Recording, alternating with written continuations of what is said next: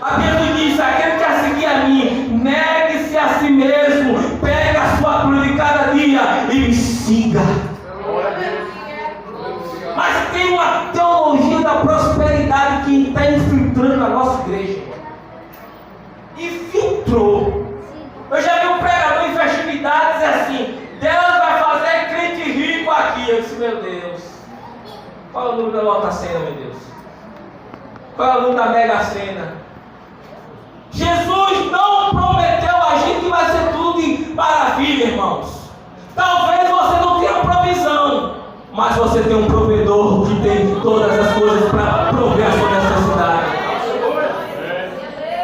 Como foi a vida deste homem? Ele diz como foi a vida dele. Em certa vez, ele teve que descer por uma seja, fugindo pela uma prisão arbitrária, em 2 Coríntios. Foi expulso de Antioquia pelos poderosos da cidade, Atos 13, 50 e 51. Foi apedrejado quase à morte em Listra. Na Macedônia foi açoitado, preso, amarrado com os pés em um tronco. Foi perseguido pelos judeus de Tessalônica porque pregou em Bereia. Foi pregar com outros deuses em Éfeso e ficou em meio a grande confusão. Em Jerusalém foi acusado justamente por ter levado um grego ao templo e foi perseguido e quase morto. Preso, enviado a Roma, sofreu naufrágio. Na ilha de Malta foi picado por uma cobra venenosa. Como foi a vida de Paulo, irmãos? Ele diz também mais. Em 2 Coríntios, capítulo 11, versículo 23, ele diz assim até o 24: 5 vezes recebi dos judeus 39 açoites. 3 vezes fui golpeado com vara. 1 vez apedrejado. 3 vezes sofri naufrágio. Passei a noite num dia exposto. Fúria do mar. Tive contínua viagem por par. Enfrentei perigo de rio, perigo de assalto, perigo de maus compatriotas, perigo de cidade, perigo de deserto. Falsos irmãos, trabalhei muitas vezes, passei fome, sede, fiquei em jejum. Como é a vida de Paulo? É tragédia, é luta, é batalha. Diz a tradição que ele era meio cocunda pelos chicotes que tinha levado dos romanos. Foi apedrejado, passou naufrágio. John Piper diz uma coisa interessante, diz assim: que se o amor de Deus for comparado por aquilo que Deus dá, Deus não amava Paulo. Se o amor de Deus for medido pelaquilo que Deus dá, Deus não amava Paulo. Olha a vida de Paulo, irmão. Lutas, batalhas, sofrimentos, naufrágios, guerras, brigas, prisões. Meus irmãos, mas a gente acha que servir a Cristo não precisa renunciar, não precisa de nada, vai ser só de bênçãos atrás de bênçãos. Olha a vida deste homem. Eu li em 2 Coríntios, 2 Timóteo, é as últimas palavras de Paulo. Paulo está encorajando a Timóteo.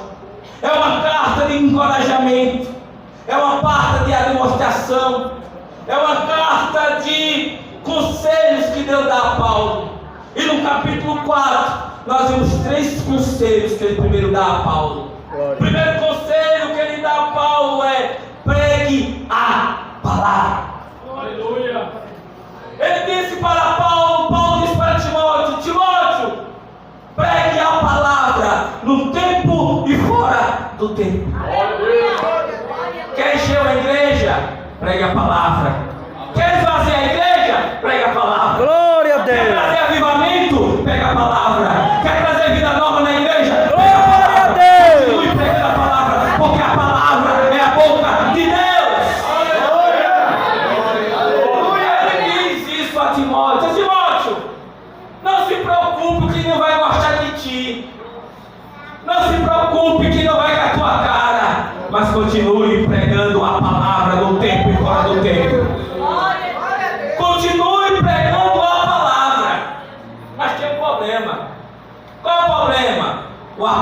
apetite pela palavra está acabando no nosso meio.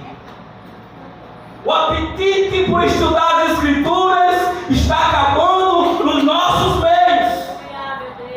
Vou dar um exemplo para você. Pergunta o pastor como está o culto de doutrina. Se está faltando crente. Escola dominical. Tu está inscrito? Agora chame culto da profeta fulana. Ai, irmão, a casa enche. Aleluia. Chama fulano, que ele é da revelação, é do manto. Agora a palavra nós estamos deixando de lado. Deixa eu dizer uma palavra que meu pai me diz: perca de interesse na palavra, é perca de interesse em Deus. Quando você não tem interesse pela palavra, você está dizendo assim: eu não tenho interesse por Deus. É o que tem para hoje. Aí a primeira demoestra, dizendo: pregue a palavra. Segundo, cumpre o teu ministério.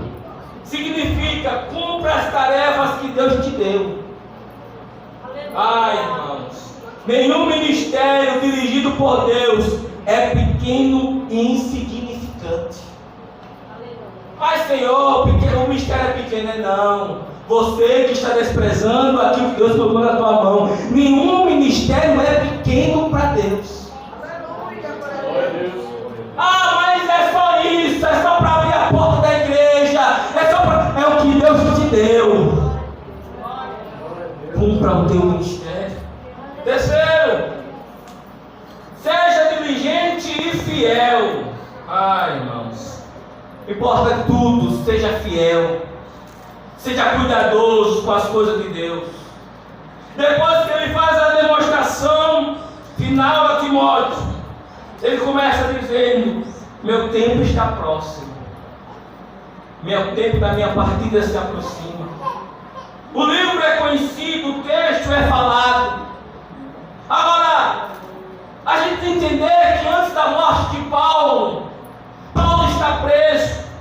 E segundo estudiosos, é consenso que ele foi jogado em uma prisão chamada Mamertina.